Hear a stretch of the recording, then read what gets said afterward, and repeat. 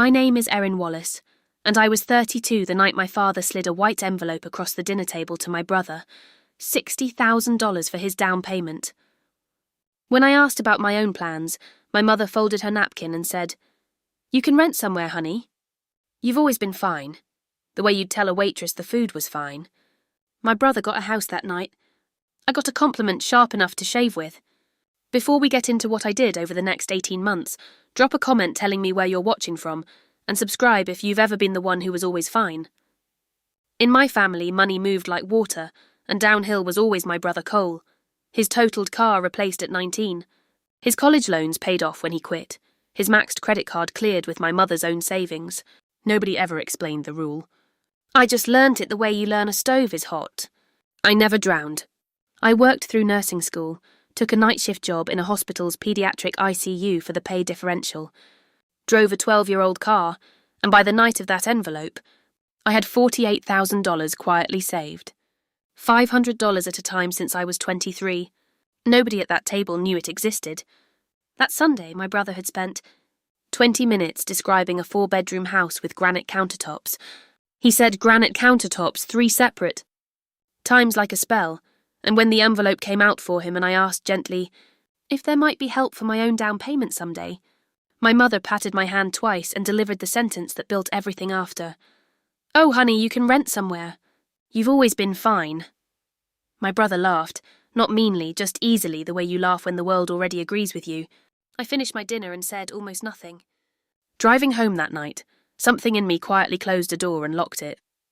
I sat at my kitchen table with a legal pad, wrote my savings number at the top, and decided I was done asking anyone at that table for anything. Ever again. I called my credit union and learned what I could actually borrow, about $30,000 less than I'd hoped on a nurse's salary, and decided the number would simply have to be enough.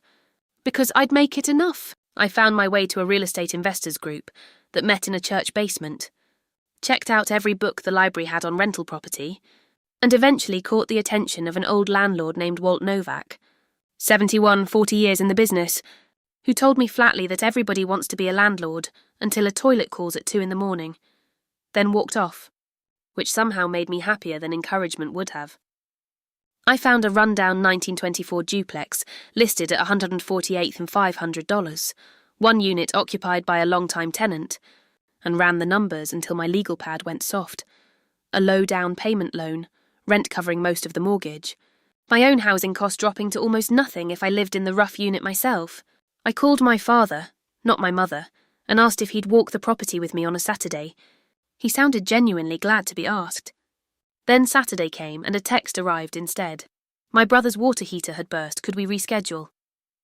I went to the inspection alone, found old wiring that needed remediation, used it to negotiate $6,500 off the price, and closed 40 minutes later in a title office, signing every page myself, because nobody was coming to check my mistakes. I drove straight to the empty duplex, sat on the bare floor, ate a gas station sandwich, and told the empty room out loud, "It's ours." My family had no idea it existed. 19 days later, a burst toilet at 2 a.m. became my first repair, done in scrubs with a phone propped up playing a tutorial video. That first summer I patched plaster after night shifts, mowed my own lawn, and watched my full housing costs drop under $300 a month while I still owned the roof. At Sunday dinners, when I tested the water once and mentioned I was studying rental property, my mother laughed softly, not cruelly, just the way you'd laugh at a child announcing she'd be an astronaut, and changed the subject to a neighbour's raccoon problem. I didn't ask again. By October I'd started bringing Walt actual spreadsheets, and he began correcting my repair reserves in pencil, eventually telling me, unprompted, about a son he'd bailed out repeatedly who still didn't return his calls. Help that never asks you to grow isn't help. I learned that $200,000 too late. That same month, buying a second property, a rough $85,000 2-bedroom I gutted mostly myself, I ran into my brother at a hardware store loading a $600 pizza oven onto a cart, talking about getting into real estate flipping with a friend, funded by a home equity line against his own house. He never once asked what I was doing there in my demolition clothes.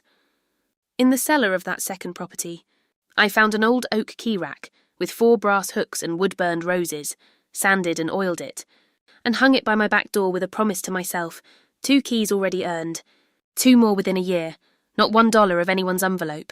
That Thanksgiving, my brother announced his flip house funded by a $38,000 home equity line to a glowing table, while I sat there holding 2 rental properties and a spreadsheet an old landlord had personally corrected, and said nothing. Leaving that night, my father pressed $50 into my hand in the dark driveway and told me not to tell my mother, the exchange rate on being fine, and I've kept that bill ever since.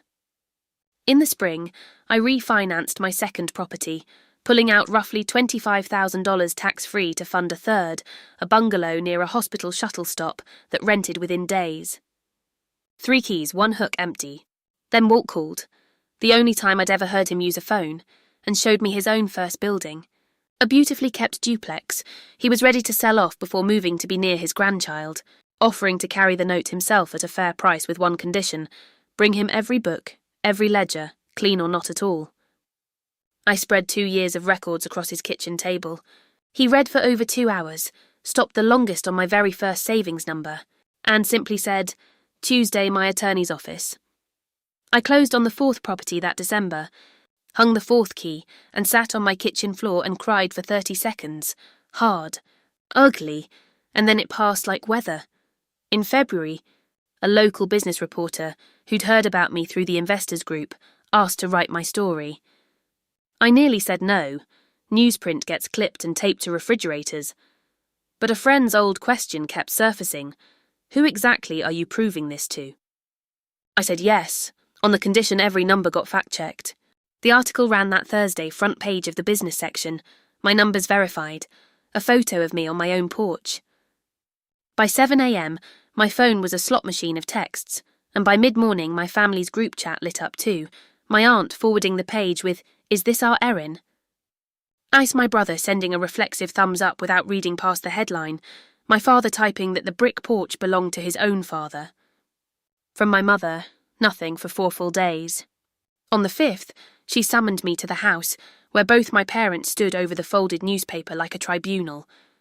2 years you've been sneaking around, letting your own mother find out from the paper, she said. You lied to this family. I told her nobody had lied. Nobody had ever once asked. My brother, leaning against granite he hadn't paid for, snorted and said, "So what, you finally got yourself a house?" "Congratulations," I asked him evenly. "Which one?" The kitchen went silent. That week my extended family's reactions split cleanly. Distant cousins asking for loans. My mother telling relatives, with pride and wounded pride tangled together. We never had to worry about Erin. That girl always lands on her feet. Even my secret. Rebranded as their own peace of mind. But my father showed up alone at my porch one evening, looked at the brickwork and said quietly, "Your grandfather laid brick on half this street. You've got his hands," before driving off. My brother came alone too, turning his cap in his hands at my kitchen table, and finally told the truth. The consulting job had been a fiction for years.